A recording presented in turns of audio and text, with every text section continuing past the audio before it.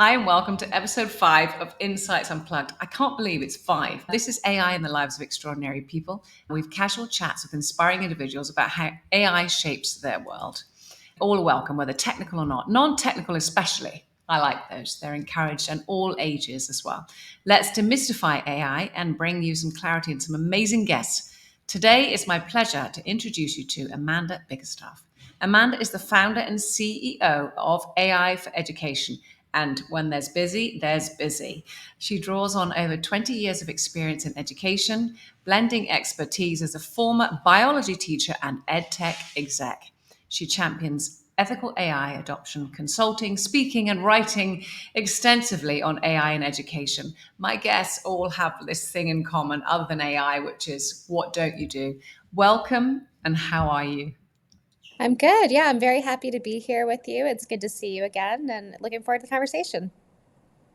Excellent. All right, well, let's get right to it then. Your dedication to leveraging technology in education is inspiring. Can you share with us the story behind your passion for education, technology, and innovation? It's a great question. Yeah, so my first job out of college was I was a high school biology teacher in a low income, high complexity school in the Bronx in New York City. And so never done anything like that. And it was the hardest job I ever had until I was an ed tech CEO in a country I'd never been to in Australia. And so you can imagine, almost like 15 years apart, those two poles. But it was something where it was so clear the importance of education, but also how hard it is to be an educator with with everything that you have to contend with outside of the classroom and with how we prioritize and privilege people. And so to try to do and bridge that work is something that I've always been thinking about since then. So it's very important for me to consider like equity as an absolute underpinning of what we do. And I've just been spending a lot of time in my career thinking through like how do we create better systems for our students and our educators. And with technology, it's kind of funny though, but like I mean, the first LMS, learning management system, we ever used was like 25 years ago, and they're not so vastly different today, even with the advent of generative AI. And that's because like technology hasn't quite figured out, we haven't quite figured out how to use that in schools to drive better learning outcomes for kids, more engagement, and more, better experiences for teachers. And so I think that the reason why I'm so excited about this moment in time is that I finally do feel like there's a technology like generative AI that can make that difference. And so that's why I've dedicated, I got really boring last April when I started doing this work where it's Gen AI all the time, but just really excited about the possibility of this technology today. Yeah, I'm with you there. Obviously, we have a lot in common, and this wave that we're riding, I mean, it's just so fast moving, right? So AI has the potential to revolutionize learning experiences, as you were saying. So how do you envision AI enhancing these experiences, making them more engaging and personalized for students, for example? So this is the exciting part. I think we don't know yet. I think that the moonshot, we haven't, our imagination hasn't caught up to the moment that we're in today with the technology we have. I think in a small sense is that we can give students the skills to start using these technologies to really meet them where they are. And I think this is the exciting part is that we can provide students the training to create like never before. Like a 15-year-old that I know very well, he's now 16, Krishiv, has built a tutoring agent at 16, like million students have used it, like, and he did that with no traditional technical knowledge, right? And so I think there's an opportunity to really activate the knowledge of students, their creativity, and those pieces. I think there's a other piece as well is that just equipping teachers to better be able to meet the needs of their students in a way that does not force them to spend more hours building more stuff that doesn't really work. And so I think that this is an opportunity in the short form of like upskilling students to be able to use these technologies for their own good with an ethical lens, because we know these technologies the worst has ever been yesterday and today and tomorrow, and we have lots of ethical questions and reliability issues. But it can be, a superpower for those students, especially we talk about students that wouldn't have access necessarily to the same types of support that exist in higher income areas. And then on the other end, it's like, hey, teachers can just do a better job of differentiating, of meeting students where they are, of personalizing learning, of bringing in some fun, some whimsy, some authenticness to what they're doing, which I think is really great. You make it just seem so simple. And I think it is, right? But it definitely is augmenting, and there is a help, obviously, for what's to come as well. So, inclusivity is crucial in education technology. And what steps do you believe that we can take to foster a more inclusive environment in the edtech space, ensuring that all students have access to quality education? It's a great question. And I think we both are very committed to diverse voices and having a seat at the table and marginalized voices having a seat at the table. But I think this is a moment in time where we have to lean in to building diverse, inclusive teams that build the data sets that drive the learning of these AI models, that build the application layers, that build the way that we do this to ensure there are spaces for students of all types to have what they need. And so if you have, like we have seen AI replicate existing biases over and over again. Like if you go to ChatGPT right now and you ask for a conventional CEO, it'll be exactly who you think in your mind's eye. It will not look like you or I. And then if you ask for an unconventional CEO, it'll be like that same guy with like rainbow pants. I did this where we're like, it was quite funny because there was a little bit of a typo. So instead of said CEO, it said a conventional eco, which was a funny house. But I think that when we did that at live in a session, it was a good example of like how the training data sets really so matter, right? And even when we do better prompt engineering to make that, like you say, be diverse, it's still going to go back and use that training data set. So people have to be at the table to create those better spaces because AI is so deterministic in the sense of like what you put in, garbage out, like really matters. And if you put in, biased out, it matters a lot. And so in this case, I think there's that component of it, but also thinking about accessibility in ways that go beyond what we consider like, contrast or text to voice and those types of things, or voice to text, that we have to start thinking about like where like what do people really need, how do they work, like what is the way in which they experience the world, and what is the best way to understand that is to have people from those experiences giving you the product experience and knowledge and working on that with you. And I think that that's why it's so important for us to have inclusivity. And I think that if we don't do this in this moment in time, we're not going to get past that and these systems will not get better. And I do not want this moment in time to make things worse. Like there are so many opportunities for this moment in time to go in a direction that we do not want. And then there are a lot of it, the same coin, the same edge, right? Is this opportunity to start building better systems and to start creating in ways that like we can create a more not just inclusive experience, but like also an inclusive workforce.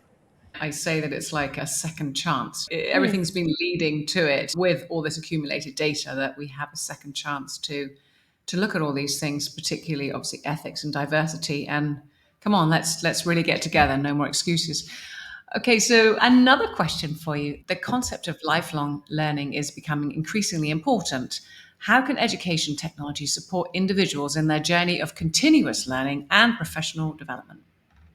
Yeah, no, this is really interesting. So, I think this is the moment in which like lifelong learning is more important than it's ever been because of how quickly everything is moving.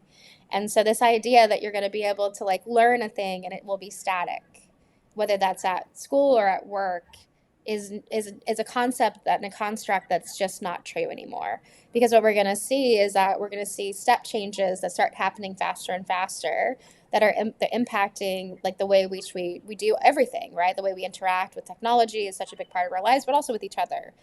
But then you're going to start to see this move towards like something like artificial general intelligence, which is the ultimate goal of OpenAI and other companies that are building these tools, which is essentially creating, depending on which one you want to do, Skynet. It could be Data from Star Trek, Janice from The Good Place, whatever you want to say. That intelligence, right? And some of them are good and some of them are bad. But pick your poison. That again, those steps towards that, while we haven't seen something different than a GPT-4 class come out yet, it's only been a year.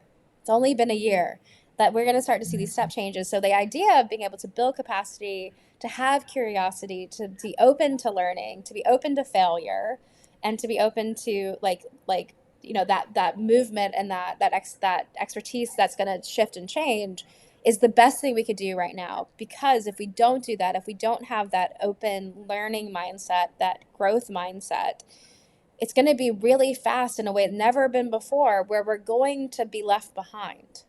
And for everyone watching this is meant to be like encouraging though, because if you have just curiosity in this moment, I promise you, you're on the front edge of this.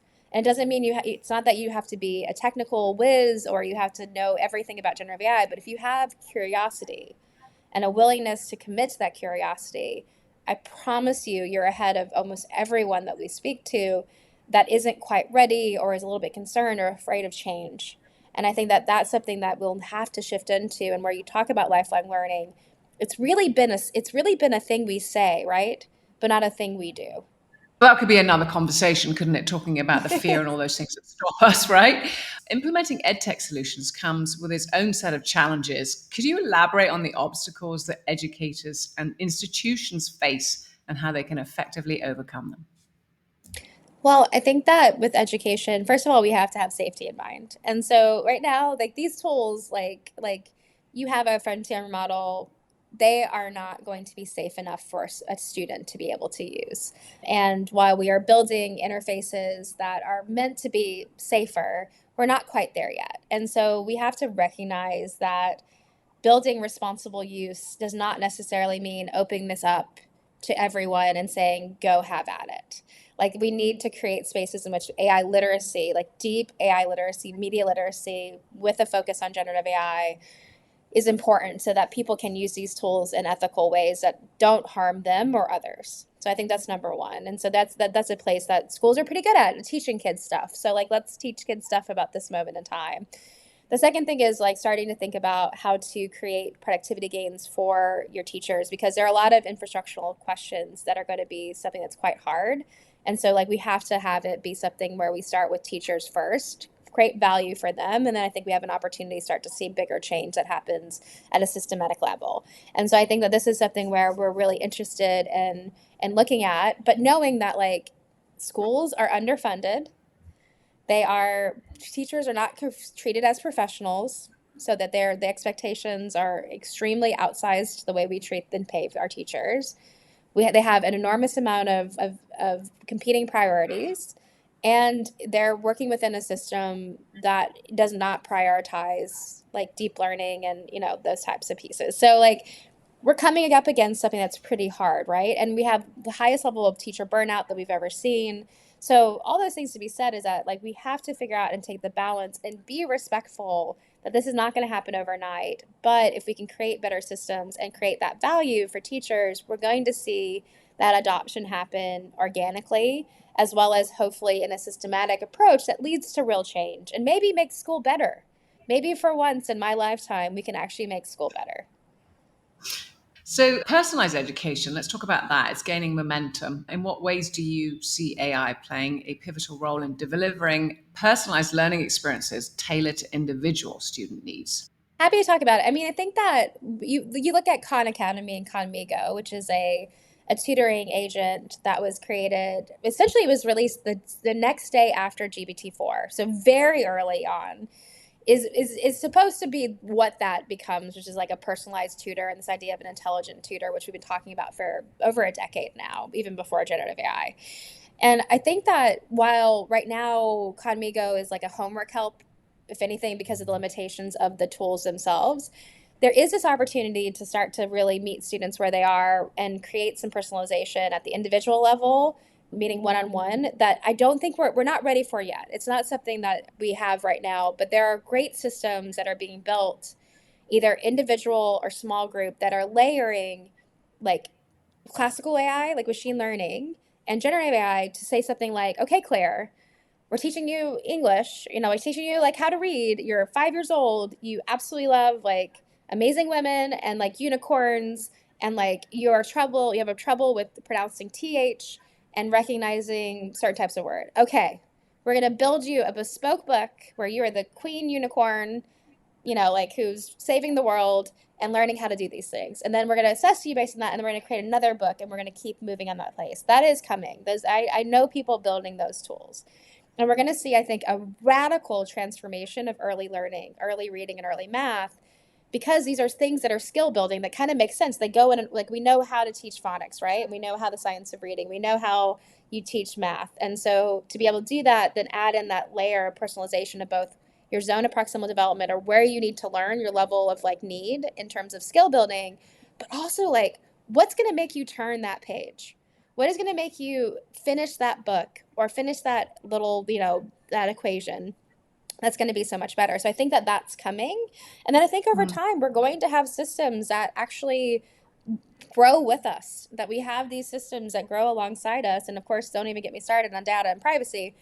But I think we're going to see that where like you're going to have a system that kind of says, okay, you really struggled with X 5 years ago. Like this is pretty similar skill set. We're going to use what worked then, try it out. That is, and then I'm going to build more knowledge of you. So we're going to see these systems, these intelligent systems that are going to be able to meet us without anticipate our need in a meaningful way based on prior data and best practice to give us to a place where we actually really do succeed.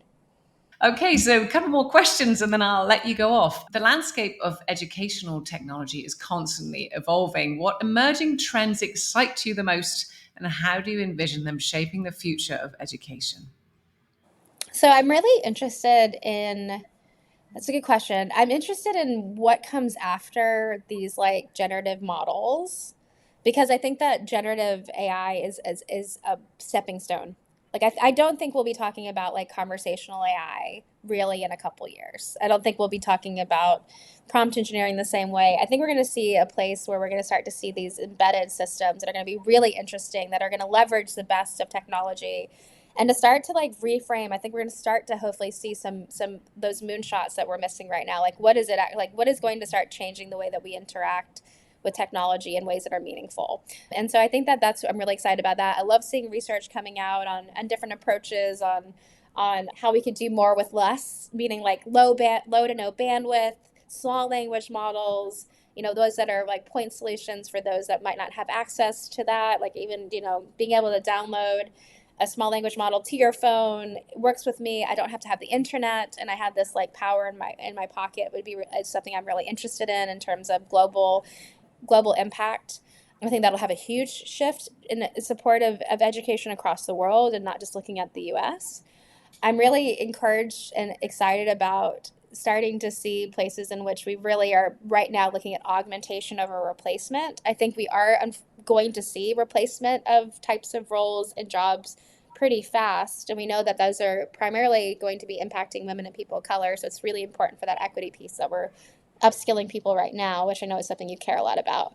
But at the same time, like, what are we going to see in terms of like the augmentation where we really can supercharge people's creativity, their knowledge bases? We can create spaces in which, maybe you struggle with a blank page and it really stops you from getting your degree or it stops you from getting that promotion. And we remove that barrier and you're able to shine because you have this augmented way to do that work and where you're not releasing cognitive like effort, but what you're doing is you're reappropriating it to a place that makes you shine.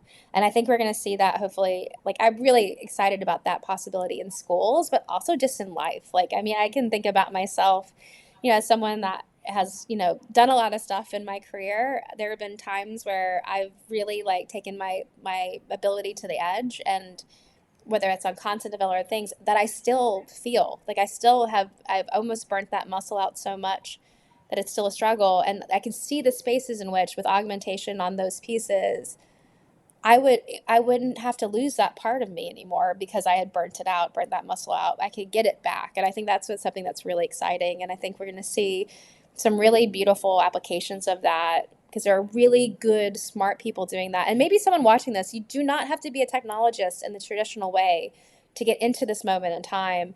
And I see a lot of like traditional creators creating right now, and you don't have to be. You could be anyone. I am not a traditional CEO of a tech, like I'm talking about tech at a level that, and I'm not even a technologist. Like it's just something that I understand and I can work on. But like I can enter this space because it's so brand new that there really aren't the only barriers that are here in terms of there's a few. If you're going to build a large language model, it's going to be money. But otherwise, the barrier is like the ones we put on ourselves, not the ones that exist. Yeah, no, I completely agree. All of that was so beautiful. And yeah, we are the people that get in the way. I mean, I consider myself as well a bit like a translator.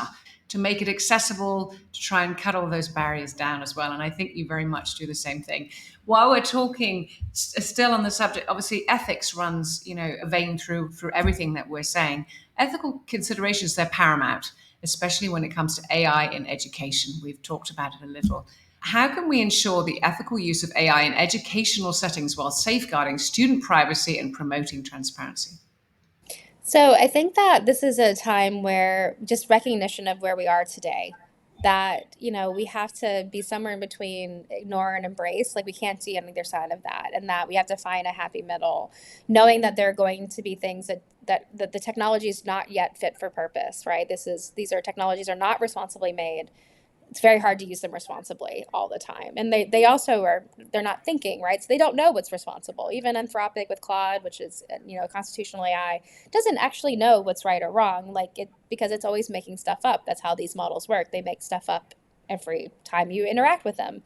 And so I think that there's something to be said about recognizing that this is a time that we need to be cautious, but we can't ignore.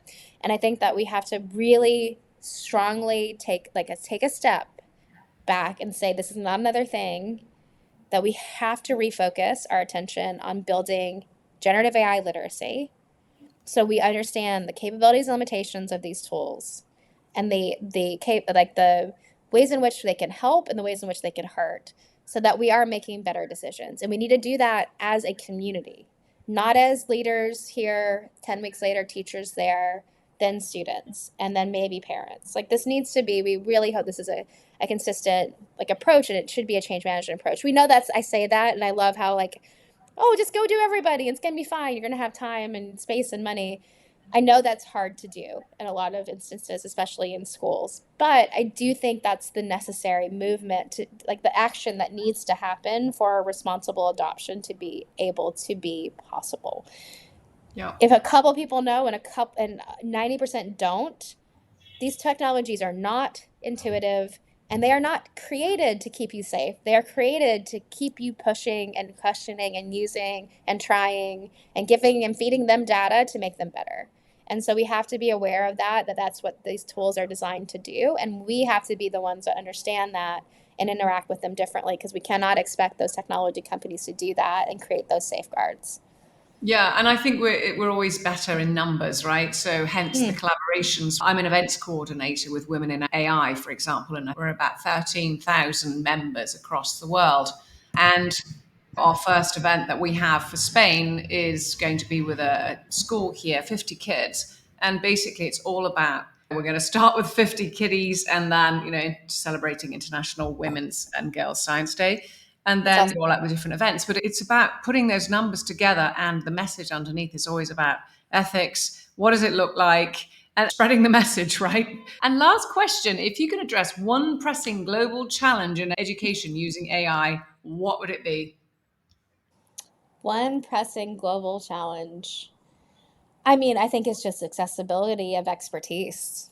I mean, I think that, we have so many people around the world that would love to learn would love to learn. Underscore line, exclamation points, wingdings, and I think that there's both a lack of infrastructure, there's a lack of sometimes support for girls and lower income people to have access to education at all still.